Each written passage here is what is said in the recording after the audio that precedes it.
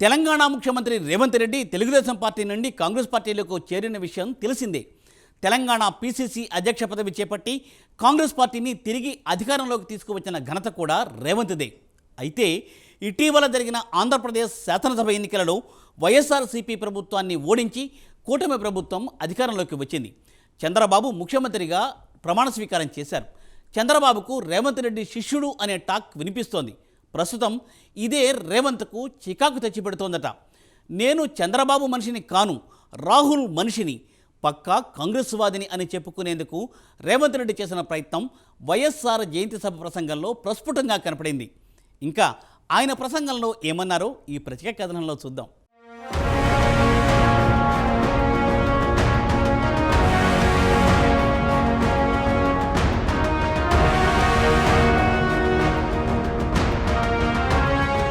ఉమ్మడి ఆంధ్రప్రదేశ్లో తెలుగుదేశం పార్టీలో ఉన్న రేవంత్ రెడ్డి ప్రస్తుతం తెలంగాణ ముఖ్యమంత్రి అయ్యారు. అప్పటి ఏపీ ముఖ్యమంత్రి, ప్రస్తుతం ఆంధ్రప్రదేశ్ ముఖ్యమంత్రి నారా చంద్రబాబు నాయుడుకు అత్యంత సన్నిహితుడు రేవంత్ రెడ్డి. ఇద్దరిని గురు శిష్యులు అని సంబోధిస్తుంటారు. కేసీఆర్ సీఎంగా ఉన్న సమయంలో ఎమ్మెల్సీ ఎన్నికల్లో ఓట్ల కోసం డబ్బు ఎర చూపిస్తున్నప్పుడు ఏసీబీకి అడ్డంగా దొరికిపోయారు రేవంత్. అదే ఓటుకు నోటు కేసులో ఇటు చంద్రబాబును అటు రేవంత్ రెడ్డిలపై కేసు నమోదైంది. ఈ కేసుకు సంబంధించి రేవంత్ రెడ్డి జైలు పాలయ్యాడు. అటు తర్వాత రేవంత్ కుమార్తె పెళ్లి చంద్రబాబు దగ్గరుండి జరిపించారు. దానికి తాను జీవితాంతం బాబుకు రుణపడి ఉంటానని రేవంత్ చెప్పిన విషయం తెలిసిందే. ఇక రేవంత్ విషయానికి వస్తే ఆయన టీడీపీ ఎమ్మెల్యేగా కొడంగల్ నుంచి 2009 నుంచి 2014 వరకు కొనసాగారు. ఉమ్మడి తెలుగు రాష్ట్రాల్లో రేవంత్ రెడ్డి చంద్రబాబు నాయకత్వంలో వర్కింగ్ ప్రెసిడెంట్గా కొనసాగారు. చంద్రబాబుకు అత్యంత నమ్మకస్తుడు రేవంత్ రెడ్డి అనేది జగమెరిగిన సత్యం. టీడీపీకి రాజీనామా చేసి కాంగ్రెస్ పార్టీలో చేరే ముందు రేవంత్ అక్టోబర్ 2017లో విజయవాడకు వెళ్లి బాబును కలిసి ఆయన అనుమతి తీసుకునే టీడీపీకి రాజీనామా చేశారన్న వార్తలు అప్పట్లో వినిపించాయి.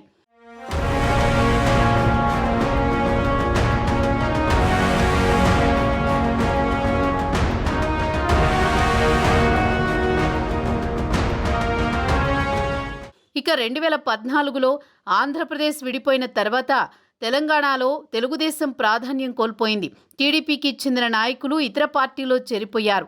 ఇక లాభం లేదనుకుని రేవంత్ రెడ్డి కూడా కాంగ్రెస్లో చేరారు. అటు తర్వాత అధిష్టానాన్ని మెప్పించి తెలంగాణ పీసీసీ అధ్యక్షుడిగా బాధ్యతలు చేపట్టారు. తెలంగాణలో కాంగ్రెస్ పార్టీని అధికారంలోకి తేవడంలో రేవంత్ పాత్ర అత్యంత కీలకమనేది వాస్తవం. పార్టీ నాయకులు కూడా ఈ విషయాన్ని అంగీకరిస్తారు.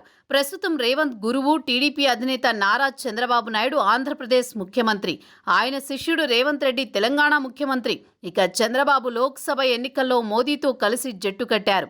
అక్కడ కూటమి ప్రభుత్వం అధికారంలోకి వచ్చింది. బాబు మద్దతు లేనిది మోదీ ప్రభుత్వం ఏర్పాటు చేయడం కష్టమే.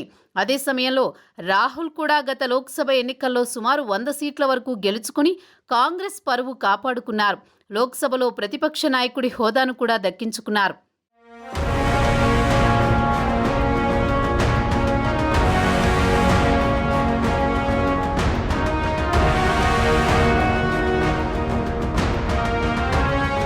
తాజాగా గత వారాంతంలో ఇరువురు ముఖ్యమంత్రులు హైదరాబాద్లో ప్రజాభవన్లో భేటీ అయ్యారు.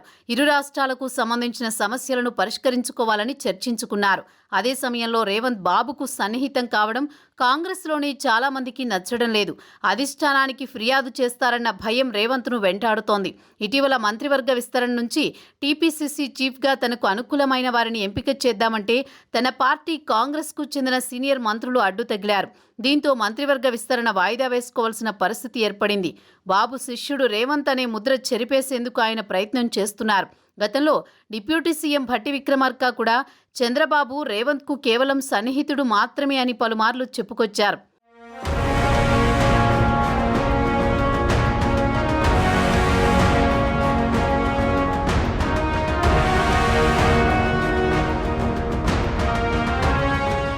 ఇక సోమవారం నాడు హైదరాబాద్లో ఉమ్మడి ఆంధ్రప్రదేశ్ ముఖ్యమంత్రి దివంగత వైఎస్ రాజశేఖర్ రెడ్డి 75వ జయంతిని తెలంగాణ ప్రభుత్వం ఘనంగా నిర్వహించింది.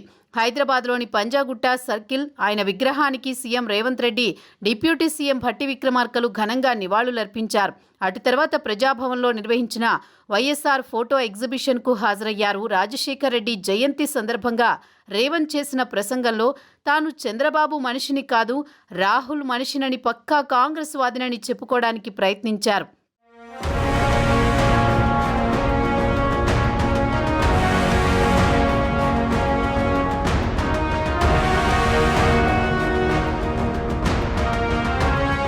కేంద్రంలో కాంగ్రెస్ పార్టీ ప్రధాన ప్రతిపక్షంగా ఉంది. రాహుల్ గాంధీ ప్రధాన ప్రతిపక్ష నాయకుడిగా మోదీని గడగడలాడిస్తున్నారు.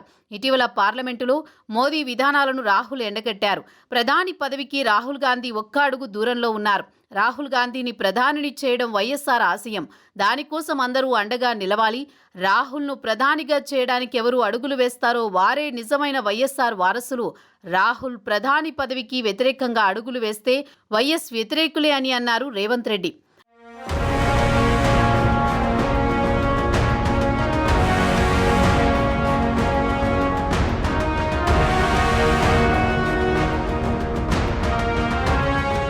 రాజకీయ పాఠాలు వైఎస్ఆర్ నుంచి నేర్చుకున్నానన్నారు రేవంత్. తన రాజకీయ జీవితంలో వైఎస్ఆర్ లాంటి గొప్ప వ్యక్తిని చూడలేదన్నారు. ప్రజలు కోరుకున్న పాలనను వైఎస్ఆర్ అందించారు. ఆయన మరణించి ఇన్నేళ్లైనా ప్రజల గుండెల్లో చిరస్థాయిగా నిలిచిపోయారని రేవంత్ వైఎస్పై ప్రశంసలు గుప్పించారు. దేశంలో సంక్షేమం అంటే వైఎస్ గుర్తుకొస్తారు.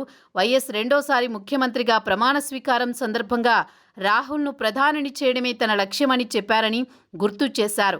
వైఎస్ జయంతి సందర్భంగా 35 మంది కార్పొరేషన్ పదవులు ఇచ్చినట్లు సీఎం రేవంత్ వివరించారు. పార్టీ కోసం పనిచేసే నాయకులకు ప్రాధాన్యత ఇచ్చి గౌరవించాలనే స్ఫూర్తి వైఎస్ నుంచి పొందానని రేవంత్ చెప్పుకొచ్చారు.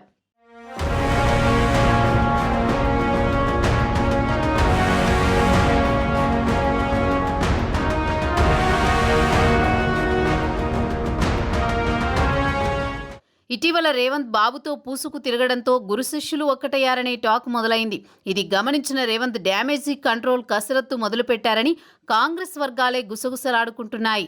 అధిష్టానానికి ఈ విషయం చేరకుండా ఇక్కడితోనే స్టాప్ పెట్టాలని రేవంత్ గట్టి ప్రయత్నం చేస్తున్నారనేది ప్రస్తుతం హైదరాబాద్లో జరుగుతున్న చర్చ.